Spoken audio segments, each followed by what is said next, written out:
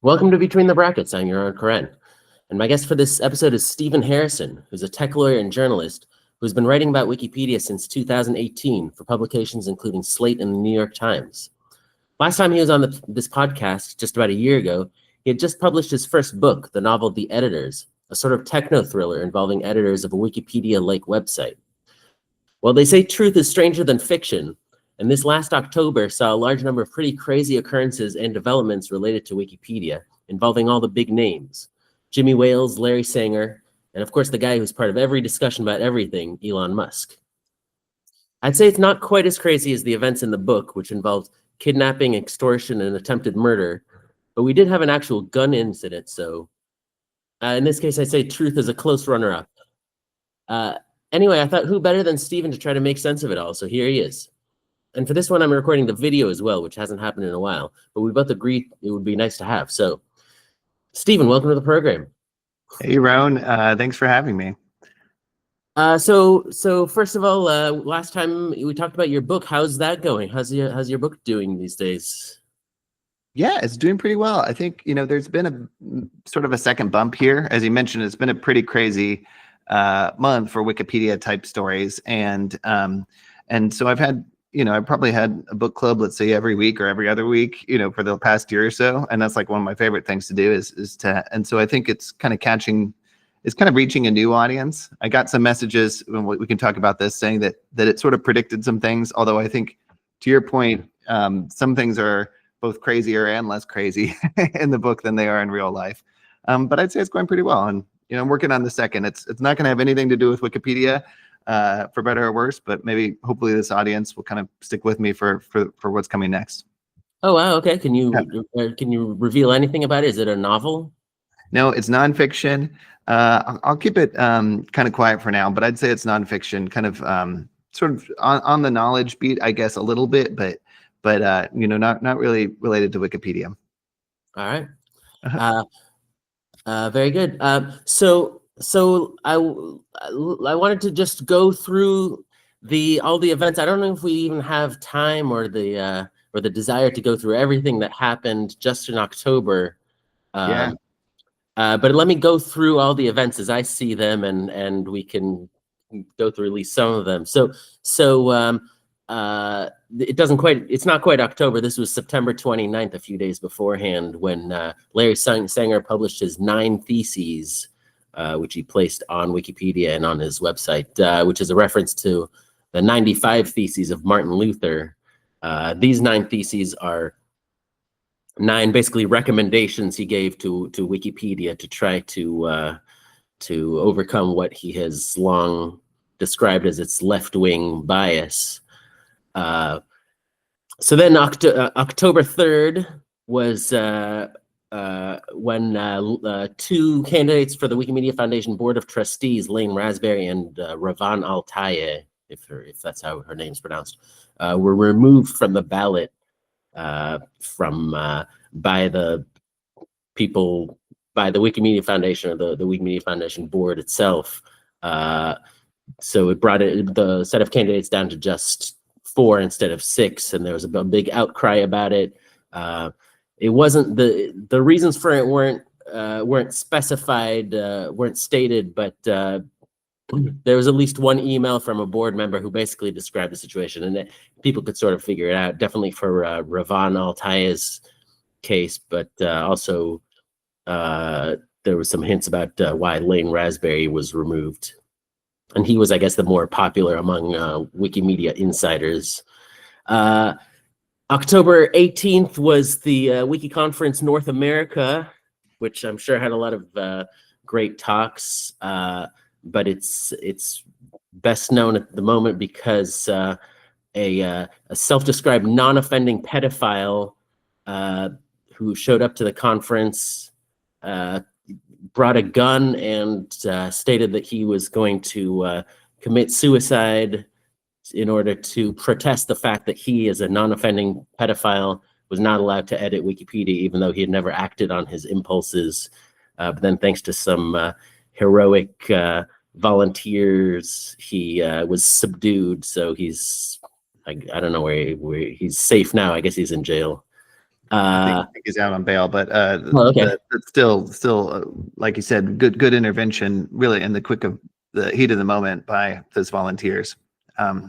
Think they might have averted something. So impressed by them, definitely. Yeah, absolutely. Um, and you were actually at that conference. Well, we'll get to that maybe, but Yeah, sure. yeah, okay. So then October 27th was when XAI, the makers of the AI chatbot Grok, released the long-awaited Grokipedia, which is an AI competitor to Wikipedia. And Elon Musk, the CEO of XAI, called it a massive improvement over Wikipedia. The next day, October 28th, was when Jimmy Wales's book, 7 Rules of Trust, was published. And then he went on a big book tour at that point.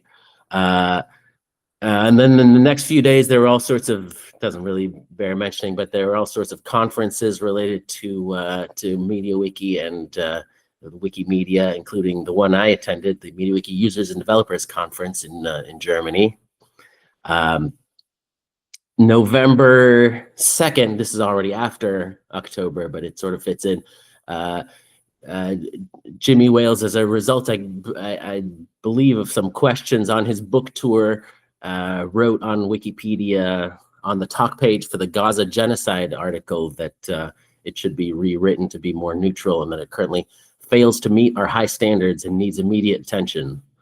And that was basically ignored. Well, I mean, he got a lot of response, but no action from the Wikipedia editors.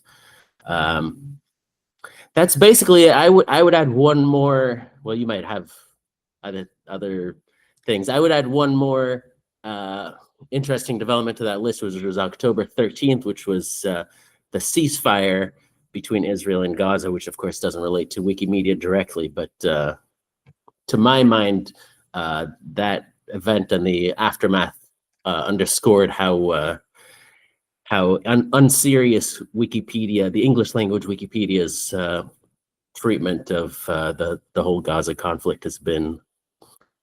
And that's pretty much it. There was an incident on November 14th where Jimmy Wales walked off a German podcast after being harassed about whether he was the founder or co-founder of Wikipedia, but that's already that can't really count as an October issue.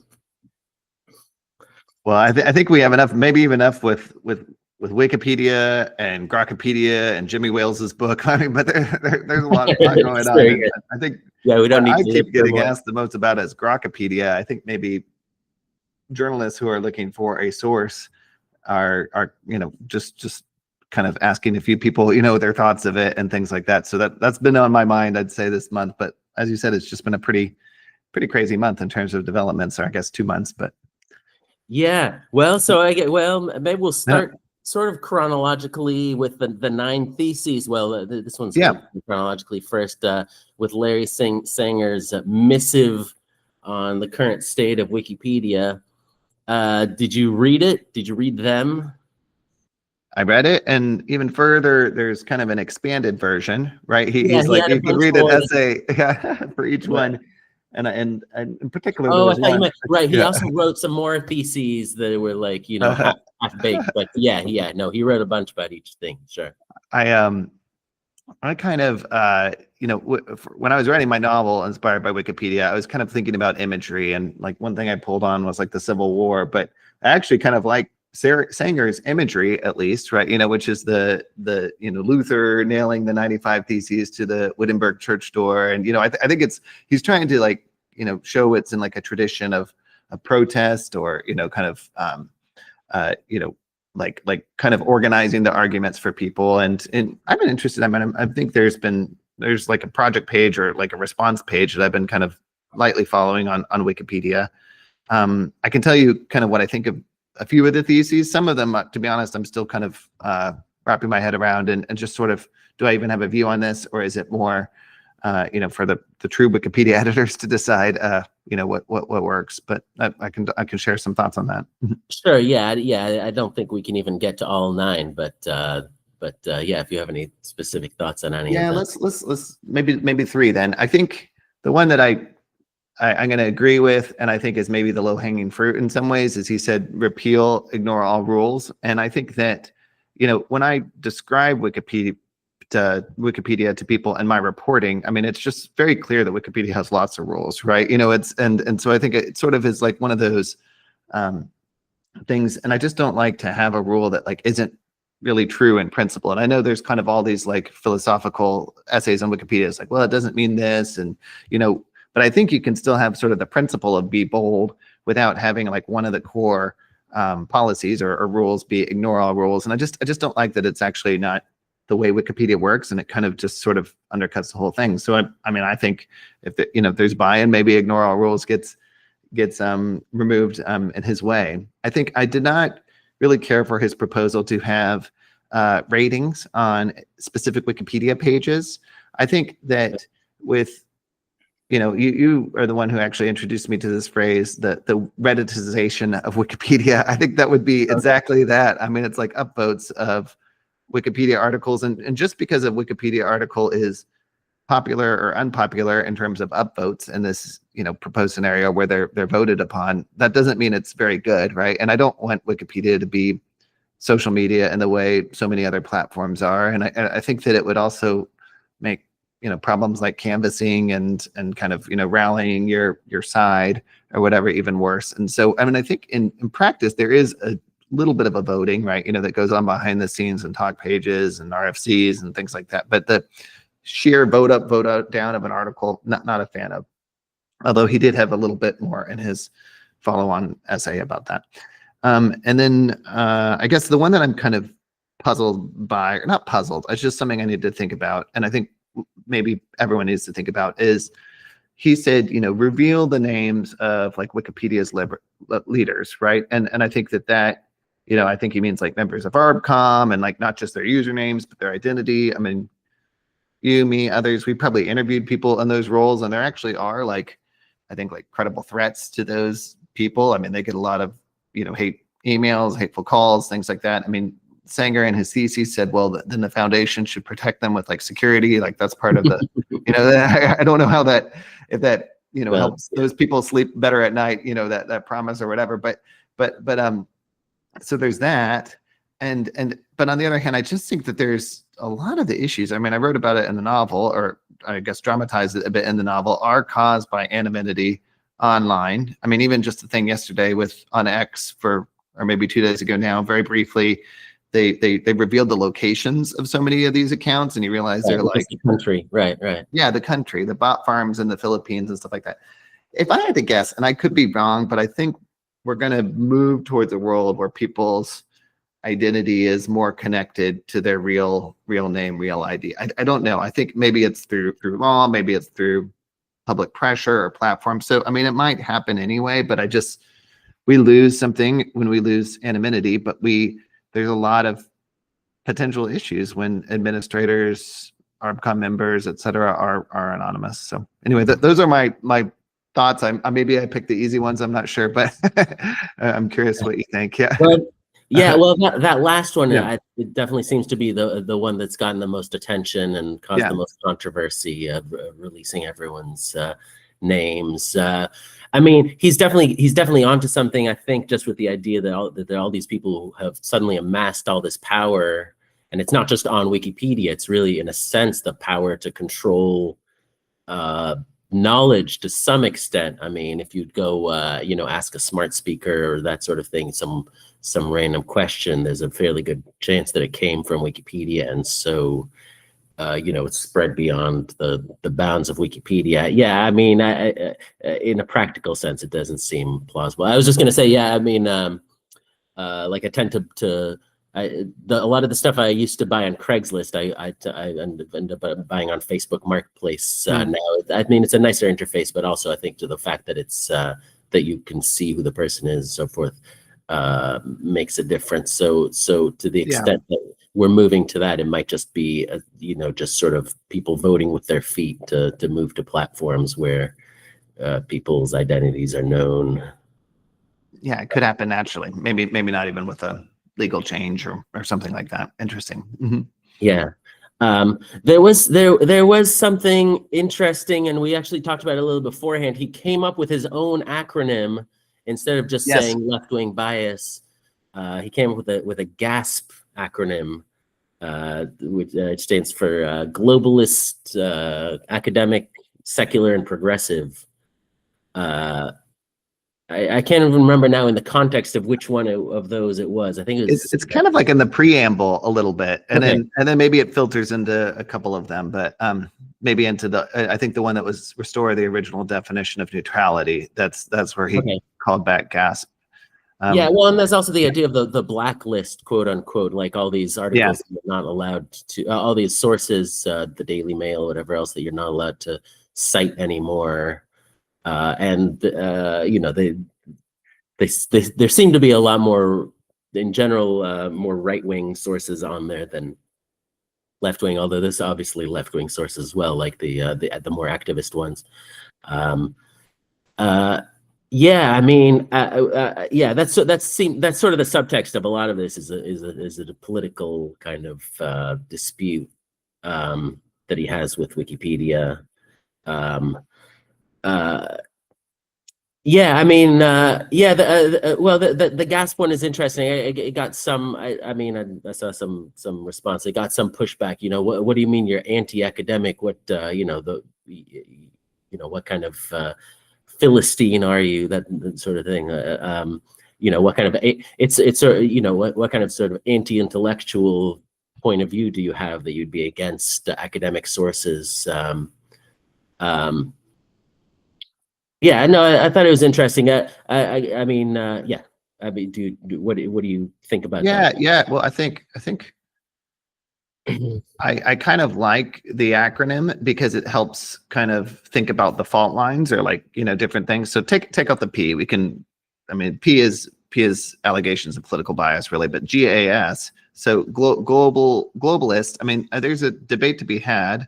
I mean, we wouldn't think that Wikipedia is like Encyclopedia Britannica. I mean, it originally was designed, authorized by the monarch and expressed a very British view of the world. Like we think of Wikipedia as maybe being a more globalist view as opposed to other, whatever that means, right? I mean, so I think a lot of what I'm getting is I think a lot of Wikipedians might say yes, yes, and that's okay, but then get into the other ones like academic.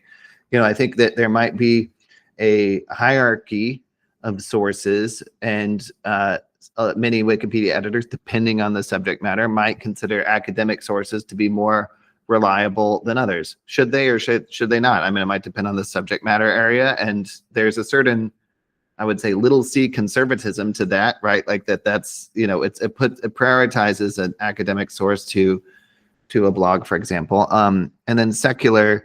I think that. I mean, and just coming from a Christian background, this is the kind of way I think about these things is does it, because there was a recent Fox News article on the Jesus Wikipedia page, but should it say, Jesus was the Son of God? I mean, I think that I wouldn't expect that in a secular, encyclopedia, including Wikipedia, to make those sort of theological claims. Now, you might say Christians believe he's the Son of God or this, or I think that many readers would expect Wikipedia to be secular on those points. But then Larry goes a little bit further. This is maybe more the, his vision of things is a personalized encyclopedia. And maybe if you have a particular viewpoint, you see pages differently. And I think, an objection to that would probably be we have enough of, filter world and bubbles right now where everyone's seeing their own news and the algorithm is surfacing the stories that most interest them, to the extent Wikipedia is could be the center that holds and that everyone sees the same Wikipedia, there might be benefits to that. But yeah, I think actually in some ways I kind of like GASP because it helps, it's probably, intended to point to, criticisms of Wikipedia, but it helps show the fault lines, I would say, of ways to think about things. Yeah, no, it's true. If you look at Mhm. individually each of those, they certainly seem defensible. I mean, obviously, I would think even Larry Sanger doesn't want like a Christian based what's the word uh, Christian point of view Wikipedia. I would think. To me, well, maybe I sort of reading between the lines, but to me, it felt like he was talking about just that entire worldview. It used to be called the liberal elite. That sort of, in his view anyway, permeates the sources that Wikipedia uses and the editors who edit Wikipedia. Um, there's people call it the liberal elite. The people who are very online might know it as the cathedral. I don't know if you've heard this term. Yeah. Oh, what's the name of that essayist? He was actually interviewed on Ross Douthat's podcast. Oh, okay. The guy who wrote the cathedral essay. Curtis Yarvin. Yeah. But it's the establishment, right? Is the right. the way of thinking about things. Yeah. Yeah, I mean, yeah. well, yeah, I mean, this isn't really news to most people, but there are all sorts of surveys and polls of college faculty and journalists and so forth showing an extremely lopsided political slant that whatever it is, something like what did I read recently? 80% of Harvard professors classify themselves as either liberal or very liberal. And almost all the rest are moderate. 1% classify themselves as conservative and 0% as very conservative. That was the most extreme one I saw. So it's just, I mean, it's not, the problem isn't per se, I would think that they're secular or globalist or whatever, but it all sort of permeates into a single worldview that is held within academia and maybe to a lesser extent within the press, and is held presumably by a large number of Wikipedia editors also. I mean, I see what you're saying there. But I think you could put a lot of issues at the feet of Wikipedia, but you can't put really media bias or bias in academia. You see what I'm saying? Like, that's not sort of the fault of the editors. And then what's interesting is I've been doing this so long that when I first started covering Wikipedia, I felt like the big issue was, or the issue that, kept coming up, at conferences and events, is like Wikipedia is excluding certain types of sources like oral history and, indigenous people's, records that might not meet the traditional definition of publication. And so it's kind of interesting that now it's like, well,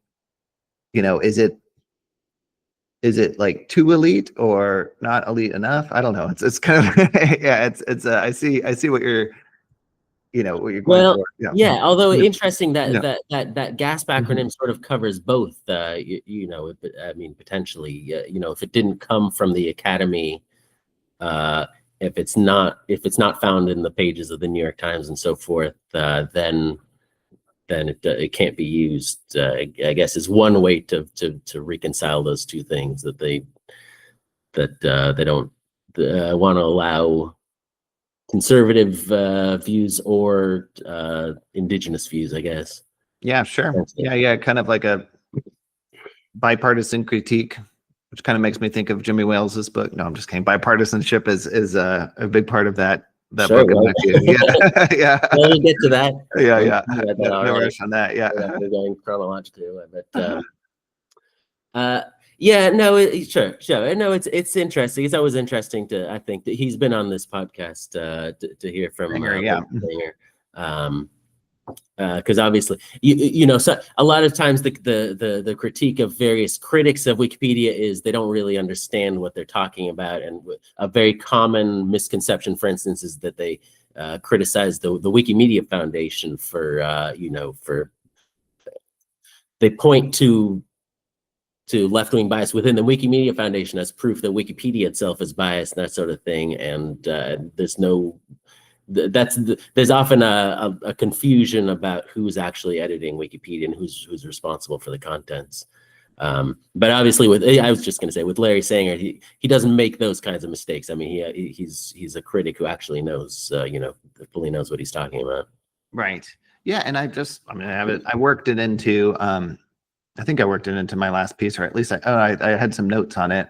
But I think that with Sanger's 9 Theses, I mean, I think I understand some Wikipedians were understandably kind of skeptical just because he's been such an outspoken critic and because he's tried to start, rival encyclopedia projects. But, just from reading through them, I think that they are, specific, right? And there's specific things that Wikipedia editors can evaluate and say, hey, Larry, things have changed a lot in 25 years. This is why we have this policy, or can consider afresh.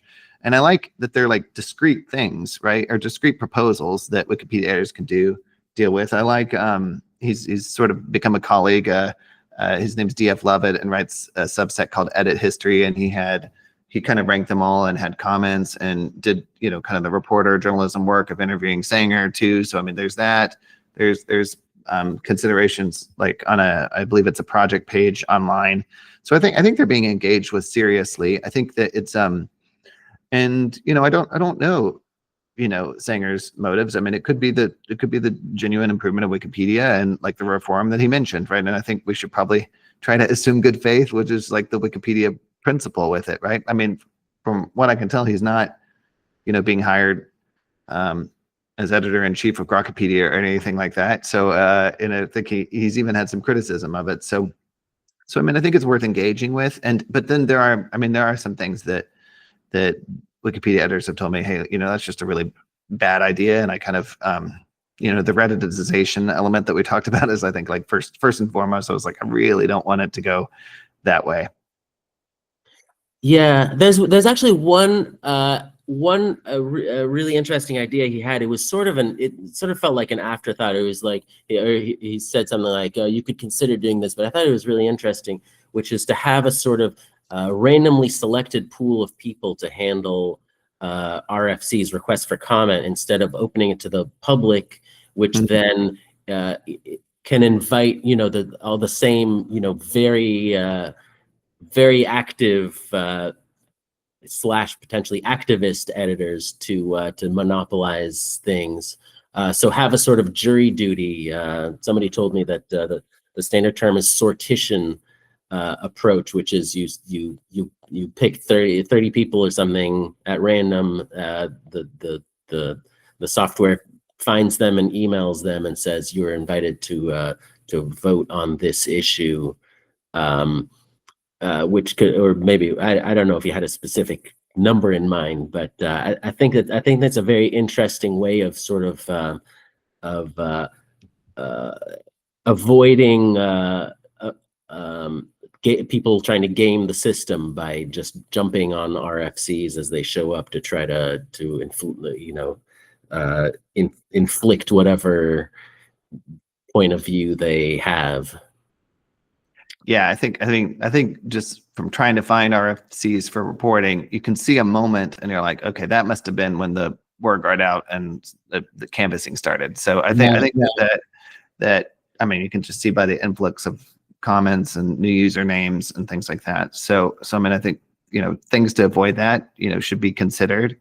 I wondered what you thought about his idea of getting rid of consensus. I mean, consensus is, as a part-time wiki journalist, is something that's a little bit hard to explain, and how it's different than a majority vote, and like a consensus emerges, and one argument is deemed better than the other, and but I couldn't tell if he was ending it by saying we should just go with a straight vote, because I don't really want Wikipedia to go that way, or I don't think I don't want it to go into straight vote, and maybe some issues like content issues are more better suited for consensus than like the election. I'm using the non-vote air quotes here, the non-vote of arbitrators, but yeah, what thoughts on like his anti-consensus thesis? Yeah, I remember that. I thought it was really interesting. It wasn't. I guess I too wasn't totally clear on what kind of tangible action he wanted from that. But I think he made a good point that people write, a million words all collectively on some topic, and there's a lot of heated debate and so forth. And then an admin shows up and says, well, this side won. Whether or not that's justified, the idea to then call that the consensus view seems ridiculous. I mean, if he was just saying we should avoid calling it consensus when clearly there's no consensus, then to me that makes a lot of sense. Because then somebody else shows up a week later to the talk page and says, I disagree. We should call it, Danzig instead of Gdansk or whatever. And then somebody says, no, the consensus is that it's Gdansk. That's a famous early Wikipedia controversy. I mean, to that extent, it makes sense. If it's just to avoid using the word consensus to try to indicate some kind of impermeable wall that doesn't actually exist to future changes, I think that to me makes sense. I see what you're saying. So if you're saying that consensus is not the right, adjective to use, that's one thing, but it still might be the process. Ultimately you have to make decisions. Yeah. It sort of ties into his advocacy, as you noted, of having multiple. I think you talked about it, multiple articles. Or did you actually? I don't know if we got to that. Multiple articles, multiple versions of an article. Yeah, I touched on it, but not really. But yeah, I'm just not sure. Well, okay, yeah, but I don't like it, but yeah, I think that sort of ties in. If you have a really strong disagreement about something, then in his view, anyway, the right solution is to just make another article for that same topic. It was interesting though, as I was trying to kind of articulate my reasons, I didn't think that was a good idea. I could also see people say, well, what about the language diversity between different language editions of Wikipedia? Like, I'm sure, Hebrew and Arabic Wikipedia have different, not just the words that are used, but the content is presented, right? And, I think that, for a long time, people have talked about the benefits of language diversity, right? But I think that, and so in a way, that's two different versions of a page. But I like, pages that teach the controversy and that can be sort of a unified page that people see all together. Yeah, sure. No, that's that's the dream of Wikipedia. All kinds of people with different views come together and they come out with a beautiful diamond that's better than any one side could have created. But yeah, as you note, the fact that there are different language Wikipedias with, in some cases, entirely different statements about basic things, to some extent contradicts that because it's all Wikipedia. Yeah, sure. No. Well, okay. Well, all right. Well, we're sort of getting onto general topics that could fit into these other buckets as well. I don't know if, well, okay. I mean, we can, I don't know if you have anything you want to say about the Wikimedia Foundation Board of Trustees removals. That's sort of come and gone, although it would be nice to have to have one of those, any of those people on this podcast, but to clarify things. But sure. Well, I think that, I guess I'll just say, first of all, that, and I don't know. Well, I think there's some sort of wiki insiders sometimes, who sometimes listen to this podcast. I don't know, but you could tell me your audience feedback later. But I think I get a number of tips about, this is going on with the foundation, or this is going on in the board election process or the community election process. And I think it is very hard for me to pitch publications, because I think that I've just gotten this feedback before that it's a little bit wiki inside baseball, right? That like it's hard to land a story on that. I mean, that's not to say I don't find it really interesting. I think that with Lane, Lane Raspberry gave a speech that I thought was like, together with a number of panelists at the Wiki Conference North America, which I think that the incident on the keynote led to it maybe even being more poignant, like 2 or 3 days later. And I thought, even if he's not, having this role as a community representative, he is, certainly reaching people. And I think he's a pretty effective communicator. At least, I mean, it's very quotable. Like he just every line is like very interesting when he's talking. And then I would say that the woman who won, young woman who won Wikimedian of the Year, is it Hannah Clover? I think it's, or Clover Moss is her username, right? She kind of had a moment at the conference where with Mariana Iskander, she kind of raised some concerns about how it was decided that these two candidates, not be granted a board seat. And Bill Adair, who's a Duke professor, wrote a number of books. I think he's gonna, if I were him, I would include that detail in his nonfiction account of Wikipedia editors. So I mean, I think the moment might be memorialized in book form elsewhere. So anyway, I guess those are my simple thoughts on the on that particular issue with WMF community seats. And I'm glad to talk about it because I'm not sure if I can ever write a journalistic piece on it, because I'm not sure if it's of interest, outside of the Wikipedia editing community. Yeah. Okay. Yeah. I don't know either. I don't know whom in interests still at this point, but that's interesting. Are those two speeches online? Yeah, they are. So I should say two different things. One where it's the and it's, I would say it was also like a Wikipedia editor from Venezuela, like that would be like the last panel speech on the third day. And we could, if someone emails me, we could find where it is. But it's on day 3. The interaction with Clover Moss and the Wikimedia Foundation CEO, I don't think that's online because it was in a breakout group. Okay. So yeah. Yeah, I think I feel like I saw some like pointed question to Mariana, but I can't remember. It might have, maybe it was from the Wiki Conference North America. Maybe I'll try to see if I can find it. All right. Well, yeah. Moving on. There's enough other stuff to talk about. That brings us to Wiki Conference North America, which I guess we've all also. I mean, the whole gunman incident. I don't know if that's worth talking about anymore. You weren't actually there when the incident happened. Is that correct?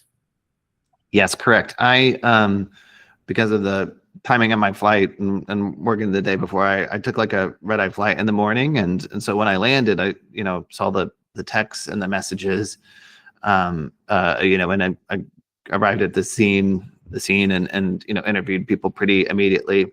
I think that one of the things that's kind of interesting is when you have like a newsy event, it just shaped my whole piece on Wiki Conference North America. Like it became more about that, right? But I think if that incident hadn't happened, I would have, there's always kind of like buzzwords or key themes that you hear. I probably would have written about the word parasocial, because I think versus social.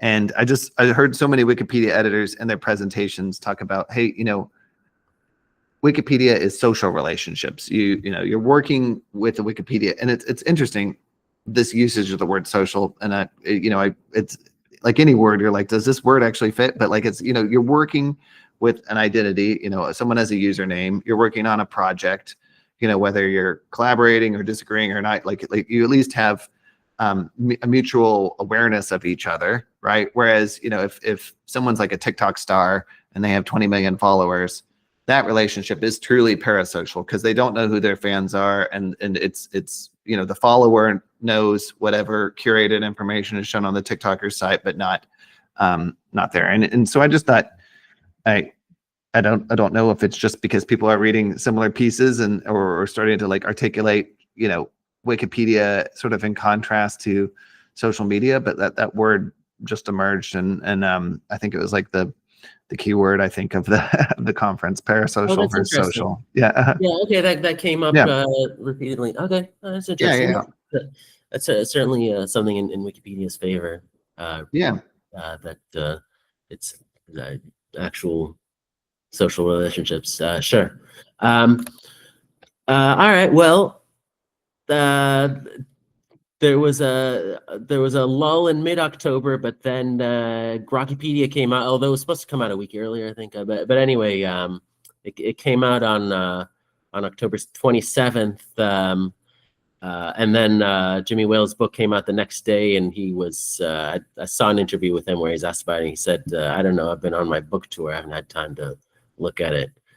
And I think he got the same question a few times, because like the next time he was like, "Well, I think we'll be here in 100 years, and this project won't." So I mean, I think that's a better answer, and I sympathize, because I'm not the best at thinking on my feet either with those kind of things. But yeah, I remember that. That's well, yeah, that's one option. That's one possible future.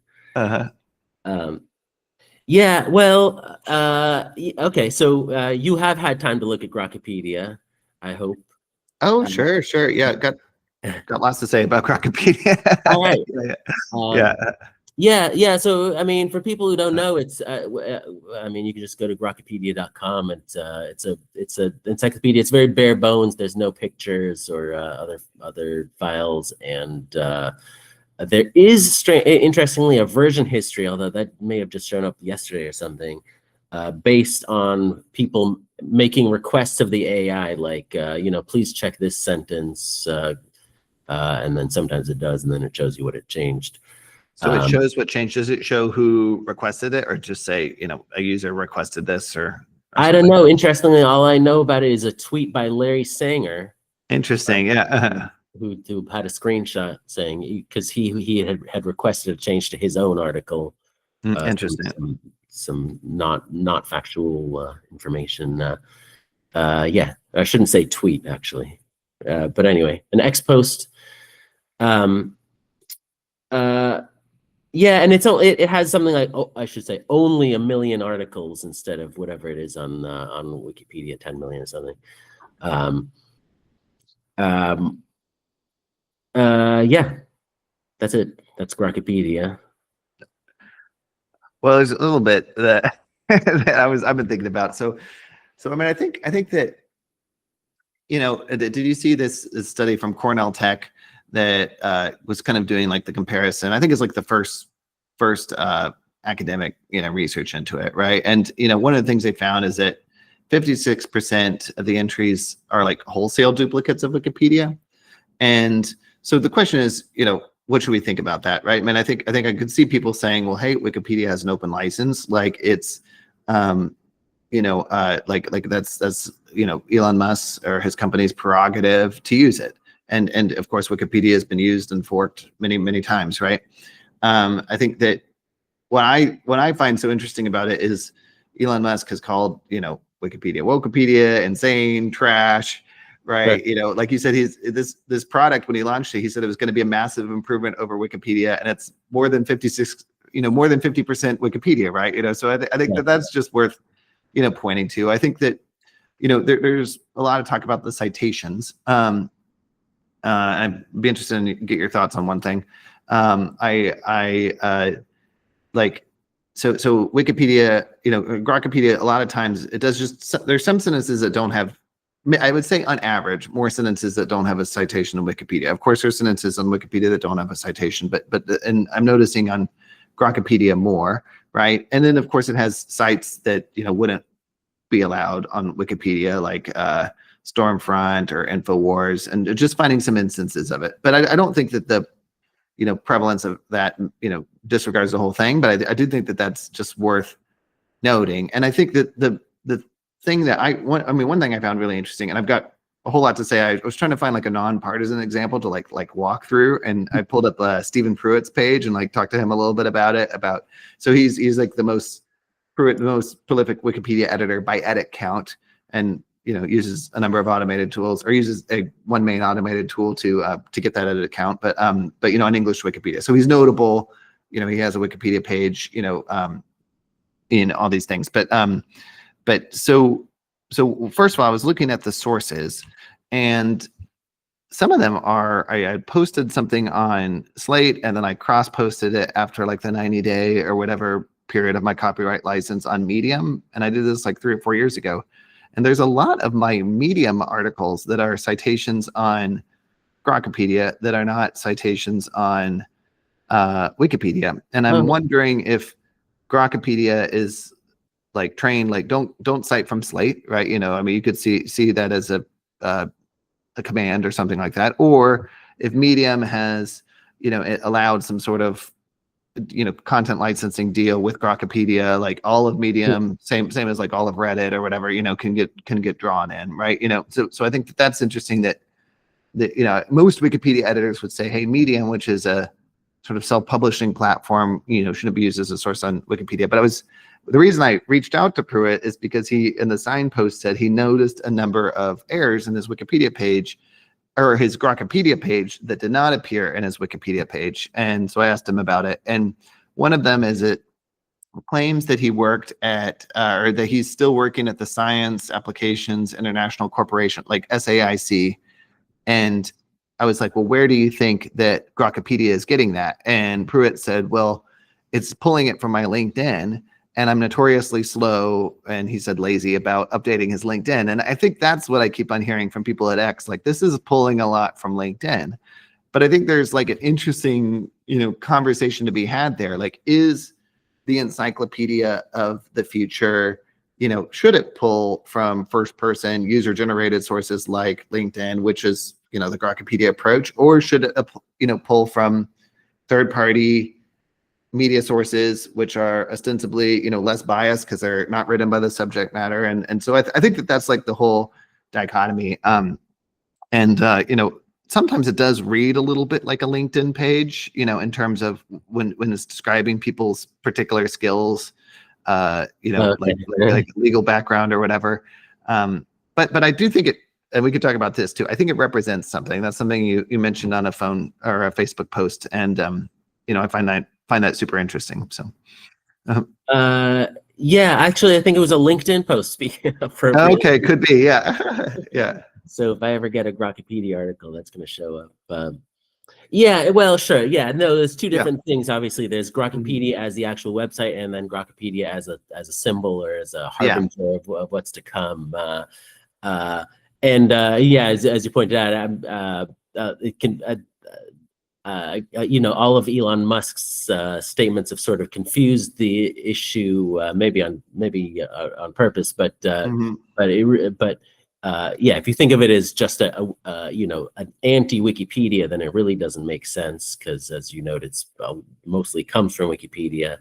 Yeah, no, that is interesting that it gets stuff more from Medium and LinkedIn than from Slate. Maybe it's certainly possible. Who knows what kind of algorithms are there behind the scenes? Certainly possible they have a sort of reverse blacklist of publications. Yeah, I mean, yeah, my view is if there's one Grokpedia, then there could be 100. I mean, what's to prevent really any chatbot from releasing their own encyclopedia? To some extent, Google already has it with their AI overview thing, that basically anything you do a Google search now it prints a little mini article for that subject. My guess is within a week, if they wanted to, they could have a Geminipedia or whatever it would be called. Yeah, I think you're right. So if I was trying to think about like the views or the reactions of the Wikipedia community to the launch of Grokpedia, and I think a number of them have said things like in the signpost, like, we've seen rivals before. We've seen Citizendium and Conservapedia and Everpedia. And I appreciate the keep calm and carry on attitude, but I do want to sort of note that I do think this is different in a couple of ways. One is the Elon Musk thing, like world's richest man, a lot of capital behind this. But two, I just think and this one is probably more important. The idea of an AI encyclopedia, like, the genie's out of the bottle, and like there's gonna be a lot of discussion of that for, like, I think, the foreseeable future.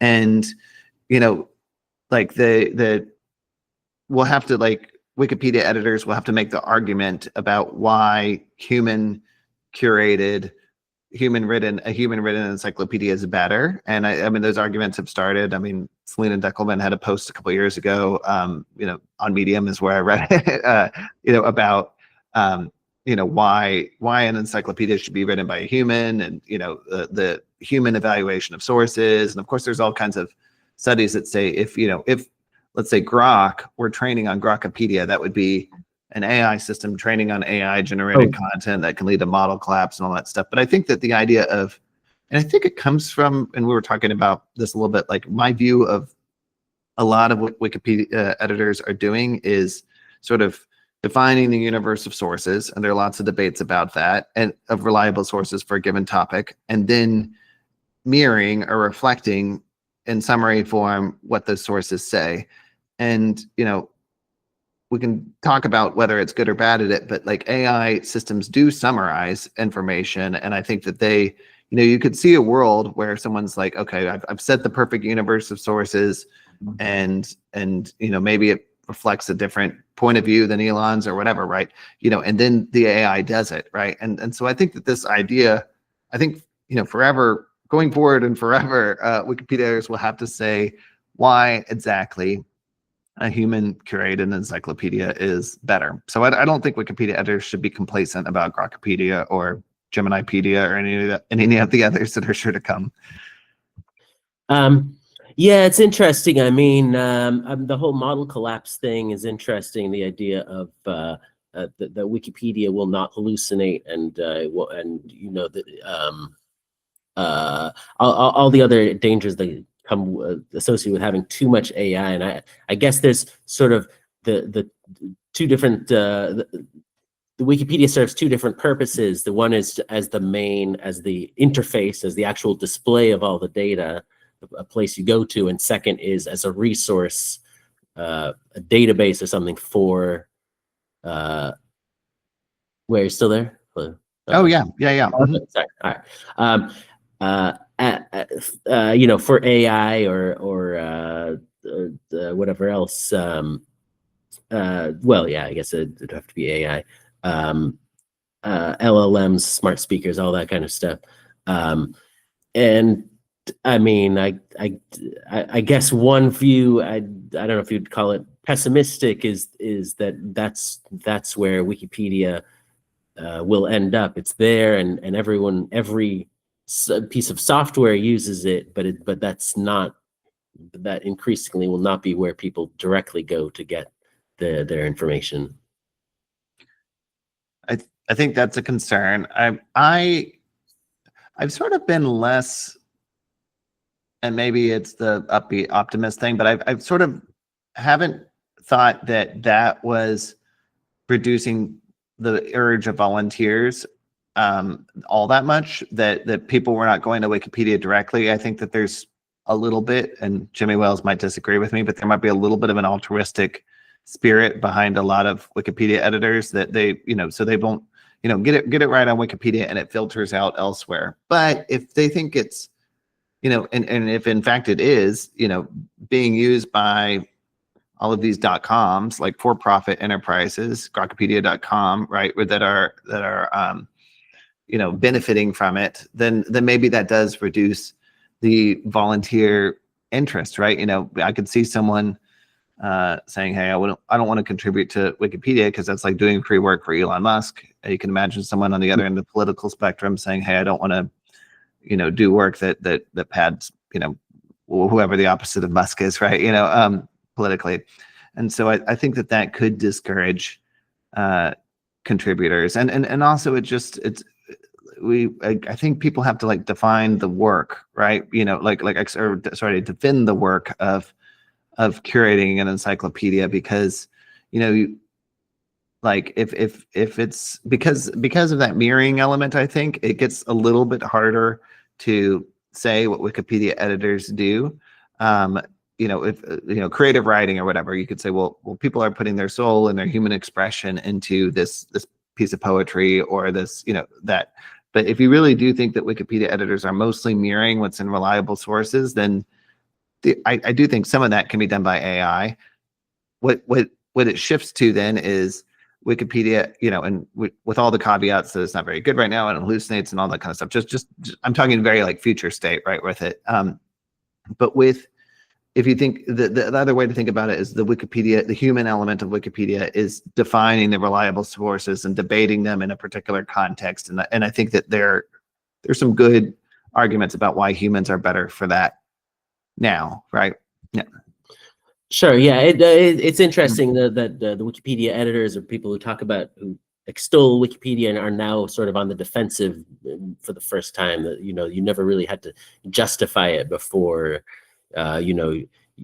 You should use Wikipedia instead of Conservapedia or instead of whatever else. It never really came up as a source of the discussion. It was just Wikipedia is an unalloyed good. It's the only real thing out there, and whatever you contribute to it is going to make the world a better place.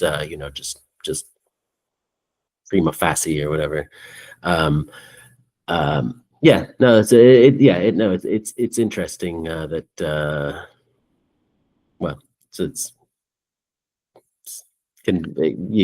it's obviously there's a sad aspect to it too, just from the Wikipedia perspective. Yeah, I should. I don't know if you're going to say I should note, by the way. I mean, it's interesting talking about this on a MediaWiki podcast. Yeah. Because if to the extent that AI triumphs over human editors, it impacts MediaWiki. But actually, I mean, in all the time I've been working on MediaWiki and using MediaWiki, it's always been a lot more data focused than just the text stuff that's on Wikipedia. So this kind of stuff, it doesn't really affect my work. I mean, obviously, at some point the machines will take over everything, and then we'll all just be, sitting around scratching the dirt or whatever. But yeah, I mean, the whole idea of MediaWiki as a source of data for software and so forth has been part of what I've been doing since the beginning. So this to me doesn't seem like it would really break anything as far as the workflow and so forth. Like having an AI chatbot at the front of everything. Right. Well, I think just from talking with friends who aren't, even being my friends, aren't all that familiar with Wikipedia, I think that, one of the things that comes up is like, well, could the AI be more neutral? Like in the sense that it, like, they're thinking almost of math. Like maybe if neutrality is like between 100 and 0, like can the AI like pick a more perfect 50? But really, I mean, a big part of it is, as it's like defining the body of text that is used, the corpus that is used to train the AI. And then there's prompting and configuration, because, it doesn't, like, it's just all what we teach it to do. Right. And so I guess one thing, if there's anything lesson from Grokpedia, is that I don't think that it's more, I mean, this is just me, but I don't think it's more neutral than Wikipedia. I could see a particular page where it might be, but I mean, I think you can find examples. And I think that just shows that, like, AI doesn't necessarily in itself equal neutrality. It's people's, programming and selection and prompting, right, that do it. And so, I mean, it might sort of scale up some of the issues with biases that we have in projects, because it just kind of, is just acting on the instructions of the team that develops it. So, yeah. Yeah. Well, here's a concept I've talked about it. I don't think enough people have raised the idea of a future AI encyclopedia that actually just lets the user set their ideological point of view and then tailors all the articles, whether it's just the wording or even whole facts, to that, which can sound dystopian. But on the other hand, you can already do that just on Wikipedia itself by going to a different language. Like if you well, for instance, anything relating to Israel and the Gaza war, or the Gaza genocide, as the English language Wikipedia puts it. It's probably the first genocide in history where the perpetrators want to end it more than the victims do. But anyway, if you agree with the point of view of the English language Wikipedia, then you can read that. If you disagree, you can read the Hebrew language Wikipedia and translate it.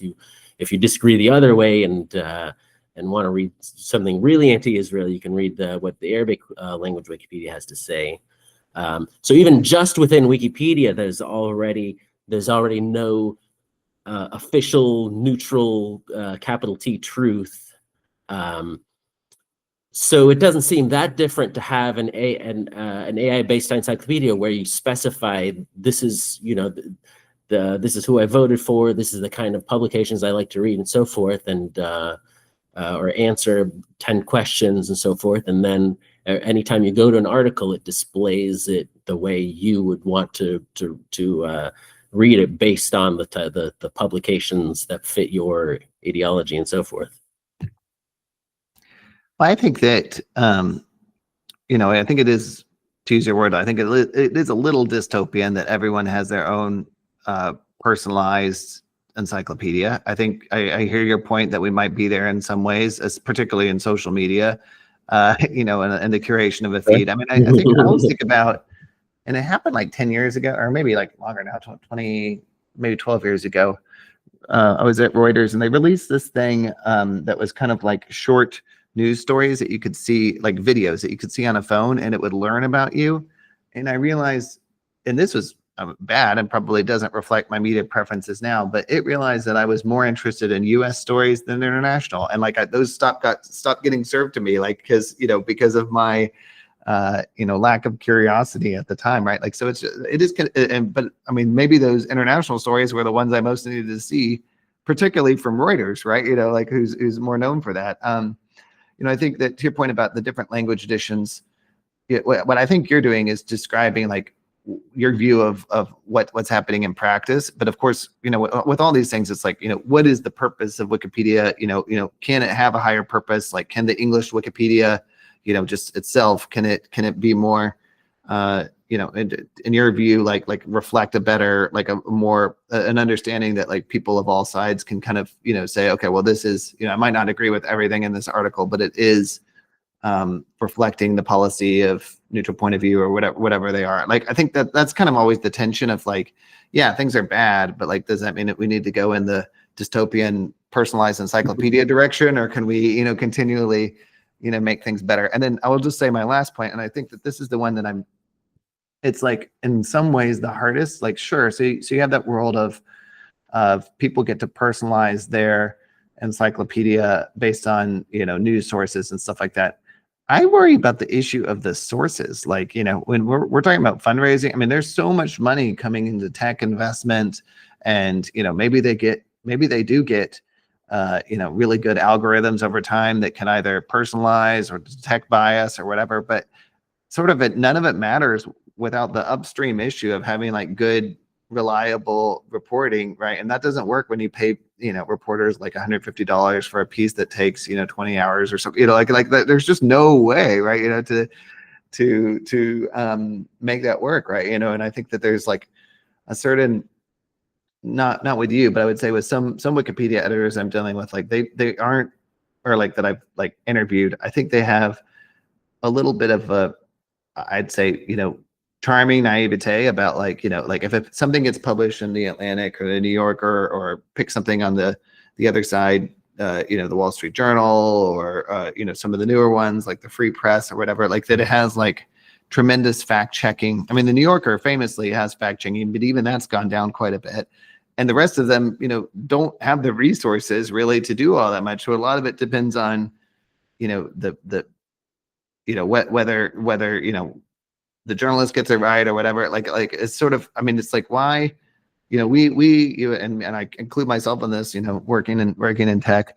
We're working in tech, but a lot of this is like a media problem. And, there's no, as far as I can tell, like there's not great business models besides like, outrage and social media and generating a lot of feeling, right, which aren't necessarily the kind of neutral sources that you want for a Wikipedia article. Anyway, that's me on my soapbox for journalism. Yeah, that's what I'm thinking about it. Yeah, that's interesting. At some point, that ideology becomes the currency. The activists will always be motivated to write whatever they want to write, but the people who want to just report the facts, there won't be or already maybe there isn't enough incentive and enough money for them to do that. Yeah. I mean, you have to. It's sort of like the higher purpose thing of that Wells talks about in his book, or like Wikipedia editors talk about. Like it's not. What are you doing this for? But I think that in a sort of hyper capitalist society, that gets kind of hard. Like when all your time and your hours are commodified, right? So. Anyway, it's tricky stuff, right? And like you said, it breeds.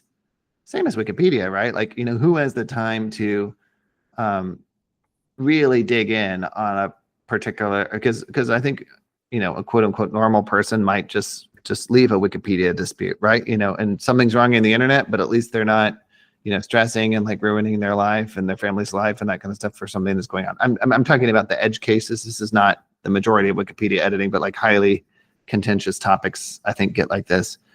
And as you said, the activist is going to say, no, I'm going to keep fighting this, prosecuting this, going for it. Yeah. Gosh, I want to say a few things to that. Sure. Yeah, well, this is kind of random, but I was remembering a scene from your book, actually. Mm-hmm. Strangely enough, the scene from your book that's stuck in my mind the longest was just kind of a random scene where he's like the high school, I think, editor was just doing something in real life, but also on his phone, nervously checking to see if he had been made an administrator or something. It's always just kind of interesting to think about all the intense dramas that are happening just with, you see people scrolling through their phones, and you never know whether they're just, checking the news or whether there's some sort of, great drama happening behind the scenes. Yeah. Right. Well, I think at least in one of those scenes, that high school editor, because I was thinking about this myself. Like he's checking his phone, he's on his laptop, he's distracted at school because he's running for adminship, right? And he, in the physics or the chemistry lab, he ends up actually like leaving, cutting school that day. And he's I'd say in general a rule follower, so it's a big deal that he's skipping school. But but is it and the question I had in the back of my mind, unanswered, like it's for the reader to decide, is like, is it worth him skipping school? I mean, I think most people would say, hey, a teenager should get their education and all that kind of stuff. But if you think that like the informational truth of the world is hanging in the balance, and like, whether he becomes an administrator versus someone else, it affects, public perceptions of the truth, or like what the nature, like what the capital T truth is, right? Like you could certainly see from his perspective why it's worth skipping school. And maybe you could even make the argument that objectively it's worth missing. And I'll say one other thing is like, it's been a year, so I think that I can a little bit spoil it, but I do have, a billionaire who creates a rival Wikipedia essentially, right, for his own reasons. But I think the difference in my book and this is like, I kind of saw it as like a billionaire, maybe even like a Musk type figure, although he's not really Musk. I mean, it's a creature of my imagination, but like that figure like allies with a disaffected Wikipedia editor to create the rival, right? Info Veritas instead of Infopendium. But I think that what's different about what Elon Musk did, because I've been getting this question by email a few times, is I think that Elon just did it, right? And and I think that I don't think that he's getting a ton of feedback or anything from Larry. Larry might be tweeting at him, but actually I think that one of the things, the only response that I saw from Elon Musk to Larry was saying, it's been 3 days, he should chill, right? Like not, not, Oh, okay. yeah. And so I think that idea of like a disaffected Wikipedia editor pairing with a billionaire, it may have worked in the novel, but I don't think it's happening in real life. And I think it's not happening in real life because Elon Musk has like his own vision for Wikipedia, separate and apart from Wikipedia. Yeah, okay, that's really interesting. I'd forgotten that the guy was a billionaire in your book. That's really that's quite interesting. Yeah. I mean, it's like maybe I predicted it, or maybe it was just always heading in this direction. I don't know, but yeah, yeah. Right. Yeah. Okay. Well, maybe we should move on to Jimmy Wales's book, the third part of the triumvirate of Wales, Sanger, and Musk. Yeah, I read it. I got the ebook right after it came out. You've read it also, no?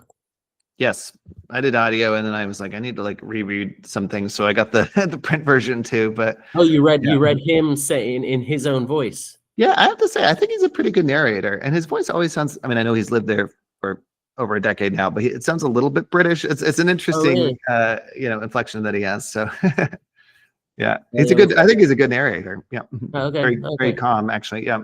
Oh, nice. Yeah. So, what do you think of his book?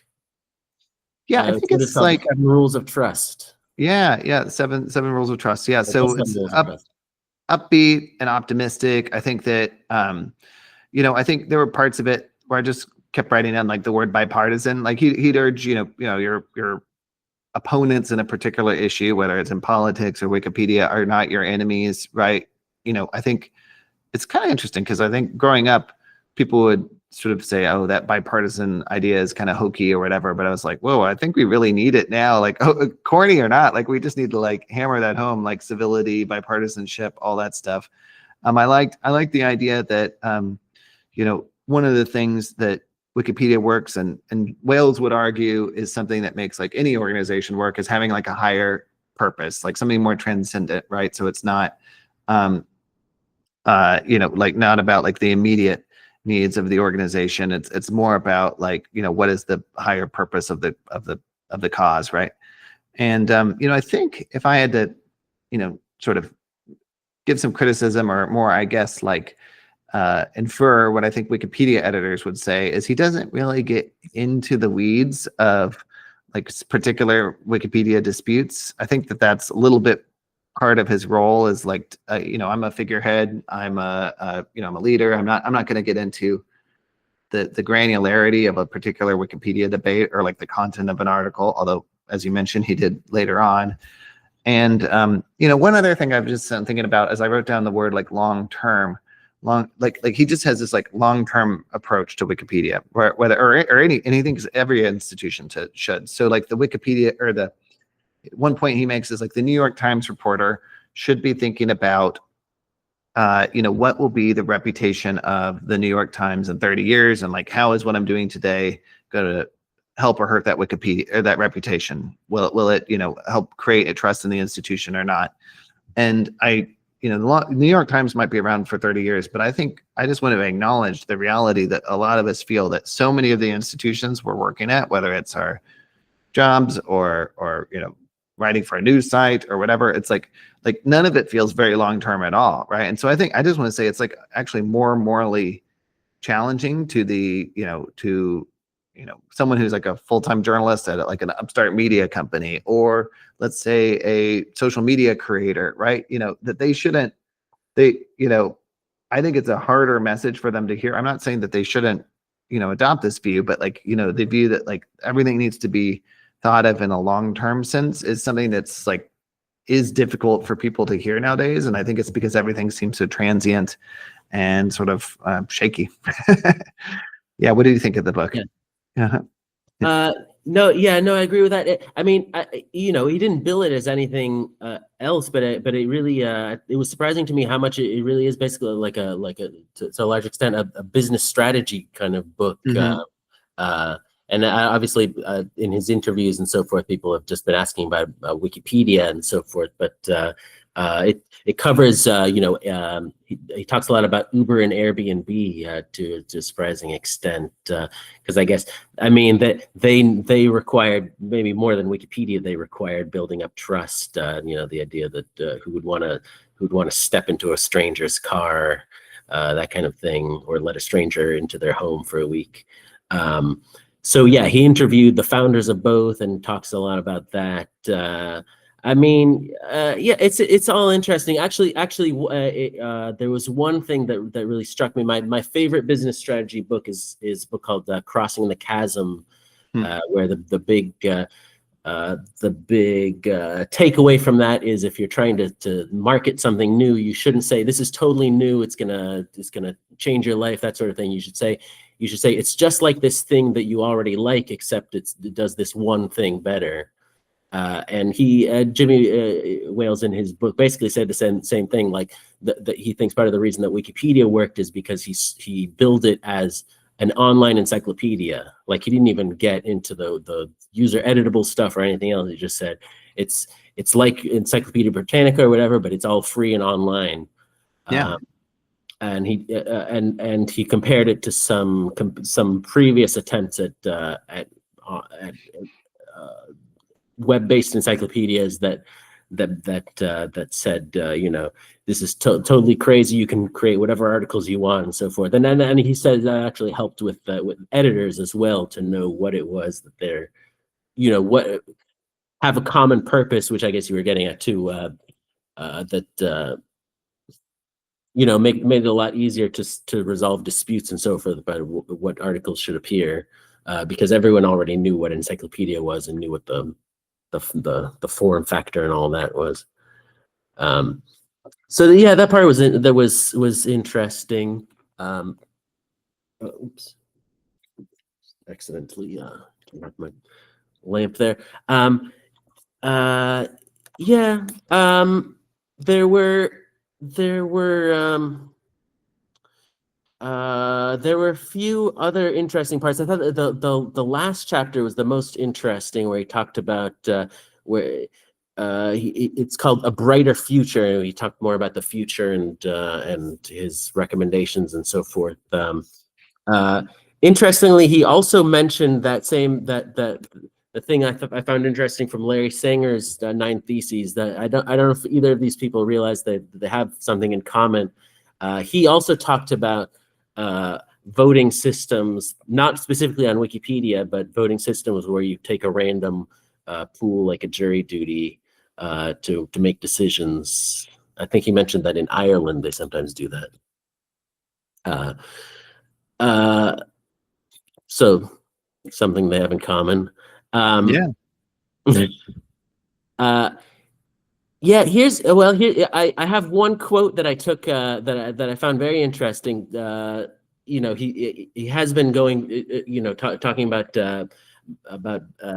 bipartisanship and extolling Wikipedia's neutrality and so forth.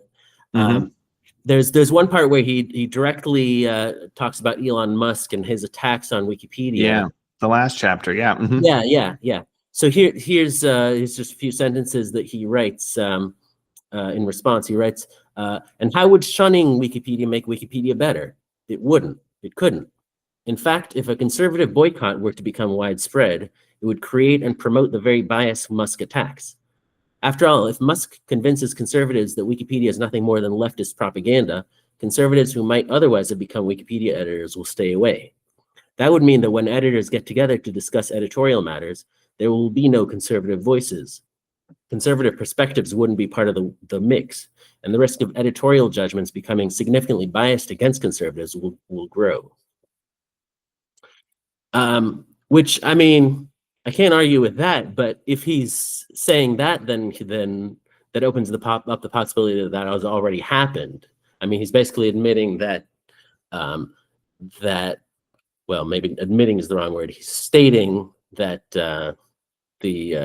that what you see on Wikipedia is, to some extent, a function of the political biases of the people editing it, which means that in the future and potentially in the present, it's colored by the types of people editing Wikipedia, which I don't know if there's like a party line or something, a standard Wikipedia line against that it doesn't matter who's editing Wikipedia as long as everyone's following the rules and citing the sources they're allowed to, that it doesn't matter who's editing it. You'll come out with something neutral no matter what. But I feel like he's unintentionally stating a weakness of the whole system. I don't know if you have any thoughts on that. Interesting. Yeah. I think I was reading it more as like an argument from consequence. Like if Elon Musk successfully gets people to shun Wikipedia, then or gets conservatives to shun, that will have an effect. But I think what you're saying, and I think it connects to, I don't know, one of the themes of Wales's book. I mean, it is a product of the people, right? And he did use. It's kind of interesting to watch how definitions become like in and out of vogue, right? I remember like for a while it was like, okay, we believe in all kinds of diversity, and then for let's say like the 2010s or whatever, it's like, no, let's really focus on certain types of diversity. And Wales is, I think, kind of doing the view that like ideological diversity is important. Diversity. He, more than a lot of people, I think, believes in like diversity of the contributor base around the world, right? So I don't think, and the reason I don't think that he is like admitting that Wikipedia has like blatant political bias is because just in all the interviews he said, I don't really see that, right? I think maybe another way to say it is I don't see it overall, but on a particular page you might see it in some cases. I mean, also I just have a feeling that at some point, I don't know what the medium will be, but there might be potentially a podcast or something where maybe we're both on it, and people are talking about like the conservative bias of Wikipedia. I don't know. Like these things come in waves. Maybe it'll change. I don't know. It's an interesting way to think about it. But I don't think, at least my read was not he's admitting Wikipedia's liberal bias. It was more like, hey, I'm going to make an argument from consequence to like the Musks of the world. Like, what do you really want? And by the way, I don't know if Musk has like I don't know, whatever you want to think about, like the informational integrity of the world. Like, I don't think that's a consideration for him. I think he's thinking about his own product among other things. So I don't know. Yeah. Well, yeah. No, I absolutely agree. No, he's definitely not saying. I think elsewhere he states that Wikipedia is that thinks Wikipedia is neutral and all of that. But just I think the admission there, to the extent that there is an admission, is that there's the possibility for bias. That is that the people editing Wikipedia dictate what goes into Wikipedia, which may be an obvious statement, but there's I guess you could say the opposing view, which is that Wikipedians are just basically writing down what they read. You find some topic, whether it's controversial or not, you go to the sources, you find what they read, you put it into a digestible form, you carefully cite it, and so forth. And so, well, it's interesting that the whole thing with diversity, ideological and otherwise. People obviously make the case that there should be more female editors, for example.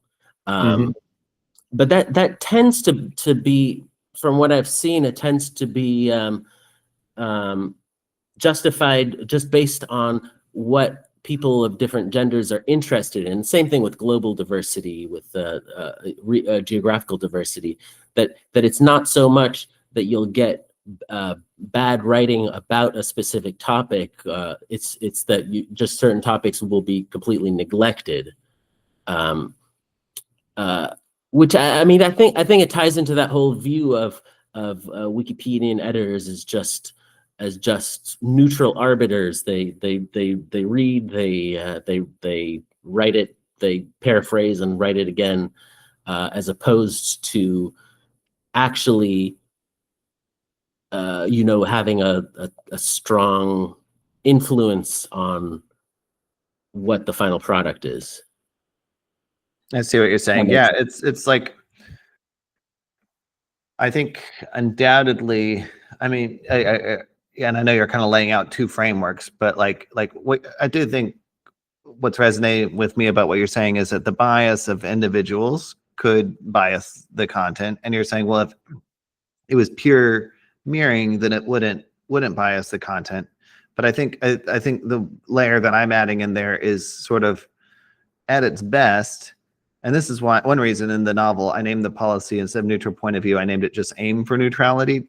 First of all, you have to simplify things so like the readers of a thriller can like get what you're talking about really quickly. But also, I do think it's like a goal that's like no one perfectly reaches it. No human, no group of humans, right? Like it's sort of like you've got this mark and we're all falling short of the mark. And so I think that at its best, Wikipedia editors are like screening their biases and such that someone could write neutrally even on a topic where they have a lot of passionate feelings. And I think your point is that, hey, in reality, there's not a lot of internal screening that's going on, or depending on the topic, maybe that's not. But I guess I would just say, and so that's one way that bias could affect Wikipedia. This is why it's so complicated. But I return to my earlier point of, I think that, and I'm not saying you, but I think when some people punch at Wikipedia, it's sort of a misdirected punch. They mean to be punching at the media or academia or something like that, right? It's like you can't lay every problem at the foot of Wikipedia editors.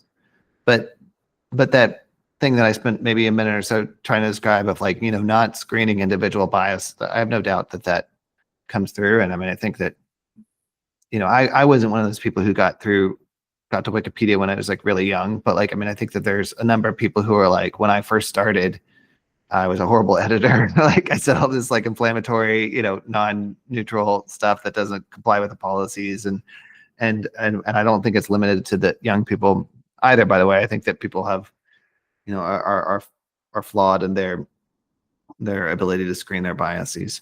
And he didn't say it in the book, I don't think. He said it in an interview once. Jimmy Wales said, I get so passionate about Trump that I don't think that I should edit his Wikipedia page one way or the other. Like he was sort of like admitting in an internal bias, right? And so I'm just saying I'm going to be hands off on that. I think there are a lot of people who don't have that view, right? Who don't, and that would affect the content. Now, hopefully they're checked and monitored and everything by other editors. I mean, like it's kind of whenever I'm talking about this, I'm kind of trying to talk like two different things, sort of like platonic Wikipedia. Like there's a system, there's a reason it's been working and stuff like that. And then I think not just you, but other people I'm talking to, but like how is it actually working in practice? Like what about this page? Isn't horrible, right? Like, and I kind of like want to say it's like Janus faced. It's sort of like both at the same time, right? In order to describe it accurately. Mm-hmm. Well, yeah, obviously there's a complexity there. I mean, you're talking about the sum of human knowledge. So there's a lot of things happening at the same time. Great pages, horrible pages, pages that are on their way to being great, all those things. So Yeah, sure. No, it would be interesting to hear clearly for a pure pro Wikipedia point of view that clearly elucidates all these seeming contradictions about which kinds of diversity are important and why, that sort of thing. I mean, we could even, it's not really related to any previous topics, but the whole idea of gender diversity and geographical and demographic diversity in general is interesting on its own. It's just a simple question like, what is the ideal percent of female biographies among all biographies? Is it 50%? If not, what's the actual number? That sort of thing. from what I've seen, the discussion doesn't usually get into specifics like that. There's just a lot of unstated assumptions, I guess you could say. Yeah, well, I think I hear you, and I think I'm a person who sometimes likes certainty too, especially at like work and the workplace or whatever. But I think, in the same way that I think Jimmy Wales was kind of smart in his book to like not get into specific Wikipedia. He talked about Siegenthaler at one point, but like it's more principles, right? And I think that when I've talked to Wikipedia editors who are active in that space, gender diversity, like Rosie Stevenson Goodnight, like I asked her, is your goal to get 50-50 gender parity? And she said, no, I just think it needs to be higher than it is now. And I think that while it is both more abstract and less concrete, I think that's actually more honest, right? Because, like maybe it's not, achievable, maybe it's not desirable, maybe we've got all of history, all of human history, the sum of world knowledge, stuff like that. And you also just have the fact that, at least for me, I think of it as like this is a volunteer project, and so like people are working on topics that are of interest to them, and if they are truly notable, helpful, to have on the encyclopedia, all those things, it's like I think that is mostly a good thing. All kinds of caveats. I mean, I think it needs to be meet all the policies and everything else. But so I guess what I'm kind of saying is I think I'm a little bit comfortable on the ambiguity on a question like 50-50 gender diversity. Is that the goal? If someone says I just think it needs to be a little bit higher, I think I'm okay with that answer. But I can see how other people want a clear goal. Yeah. All right. Yeah. Yeah. Okay.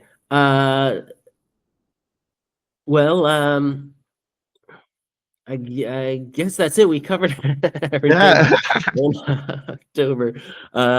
Did you see or did you hear about his walk off on the? No, tell me about that, because that's intriguing to me. Oh, okay. I don't know. I mean, there's a video exists. It's probably the shortest interview Jimmy Wales has ever done. It lasted like a minute and a half before he walked off. It's just a podcast, although the video makes it look like a professional recording video and something. So I thought it might be a radio show, but apparently it's just a podcast. It sort of ties into all of this because the question he asked at the very beginning, he introduced himself and said, I'm Jimmy Wales, the founder of Wikipedia. And the German guy immediately says, founder or co-founder? So then Jimmy Wales says, that's boring. I don't want to answer that. And or something to that effect. But then the German guy said, but it's important. We want to know. And yeah, so basically he asked variations of it like 5 times. And then Jimmy Wales just got off. He walked off and said, I don't want to be here. Well, I'm not terribly surprised. I mean, I think I've heard that issue so many times it's made me a little sick and tired of it, and that's not my life, right? Like it's not the kind of thing. Right. But it is probably a little bit funny nonetheless. So I'll have to look up that clip. Yeah. Okay. Yeah. No, I agree. It's been talked to death. Yeah. No, I'm having been in the interview business, I guess I fully take Jimmy's side on this. You shouldn't badger your guest. Yeah. Okay. I mean, I don't know if we've reached any conclusions here, but we've certainly shed light on. You've helped to shed light on a bunch of things. Yeah, again, maybe this sort of counts as the year-end wrap-up because everything interesting happened during or right before or right after October somehow. Yeah. So any final thoughts on the future of Wikipedia or whether Larry Sanger is truly a co-founder or anything else? Well, I guess I just keep coming back to, I guess for the Wikipedians or Wikimedians that are listening, I do think it's good not to be complacent about something like Grokpedia, because as you said, it might not be Grokpedia, it might be Gemini. I just think this AI written encyclopedia issue is going to be here for a really long time, and so I think we should be ready to address like why the human version's better. And just maybe specifically with this podcast, I was listening to, it wasn't like a formal presentation at the conference, but there was some discussion about Wikimedia creators, like creators who are in the Wikimedia community. And most famously Annie Rarita from Depths of Wikipedia, but there are others, right, who like make Wikipedia content. There's so many YouTube videos about Wikipedia, for better or worse. And so I kind of, might not see yourself this way. I think you're a journalist and an interview host, but you are also kind of a creator too. And I think that's kind of interesting. And so I think it's kind of a cool niche at your end. And I know that the listeners appreciate the show that you do. And also that you don't badger your guests so about their founder or co-founder status. Yeah. Yeah. Well, I haven't had the opportunity, but yeah. Well, thanks. I'd actually like to think of myself as an influencer. I hope one day somebody will call me an influencer. Right. Yeah. MediaWiki influencer. That's your that's on your business card. So, or your LinkedIn. So it ends up on. Oh yeah, my LinkedIn so to show up. Yeah. Very good. Thank you, Stephen. It was great to talk to you as always. Thanks for coming on the program. Same. Thanks for having me.